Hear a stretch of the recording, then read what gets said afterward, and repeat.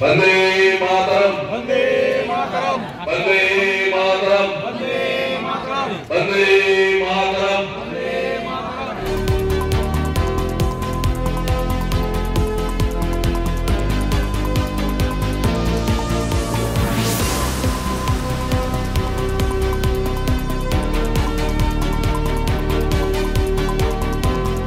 সুন্দর চন্দননগর উপহার দেব আপনাদের সবাইকে।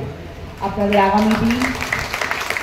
আগামী দিনে যাতে কখনো কারোর কোনো রকম অসুবিধা না হয় তার জন্য আমরা সব সময় মুখিয়ে থাকবো এবং চেষ্টা করব সাধারণ মানুষ, চন্দননগরের মানুষ যেন সব সময় ভালো থাকে, কোনো রকম অসুবিধার মধ্যে যাতে তারা না পড়ে।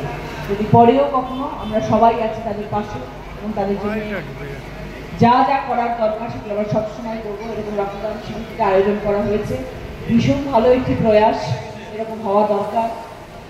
কারণ আমরা জানি যে একটা মানুষ অসুস্থ হলে আজকের দিনে ব্লাড পাওয়া যে কি অসম্ভব অসুবিধার একটা ব্যাপার, সেটা আমরা কলকাতায় থেকে আমরা বুঝতে পারি। আমার নিজের কাছের লোকেদের দেখে আমি বুঝতে পারি, যারা রাত দৌড়াতে থাকে গাড়ি নিয়ে, কিন্তু ব্লাড পাওয়া যায় না। যতই সোর্স থাকুক না কেন, যতই চেনা পরিচিত থাকুক না কেন, কিন্তু ব্লাড পাওয়া যায় না। তো সেই জন্য এরকম ধরনের রক্তদান শিবিরের আয়োজন করা ভীষণ প্রয়োজন, সাধারণ মানুষের পাশে দাঁড়ানোর জন্য ভীষণ প্রয়োজন। আজকে আমি আপনাদের এখানে আসতে পেরে ভীষণ খুশি হয়েছি এবং আগামী দিনেও যখন প্রয়োজন মনে হবে, যখন মনে হবে যে রচনা থেকে দরকার, আমি সবসময় আসতে প্রস্তুত, আপনাদের পাশে আপনাদের সাথে থাকবো। হুগলি এখন আমার দ্বিতীয় ঘর, প্রথম ঘর কলকাতা হলে দ্বিতীয় আমার ঘর হচ্ছে হুগলি। তাই আপনাদের পাশে থাকাটা আমার দায়িত্ব এবং আমার কর্তব্যের মধ্যে পড়ে। আজকে আমিও আপনাদের জন্য একটু ব্লাড দিয়ে যাবো।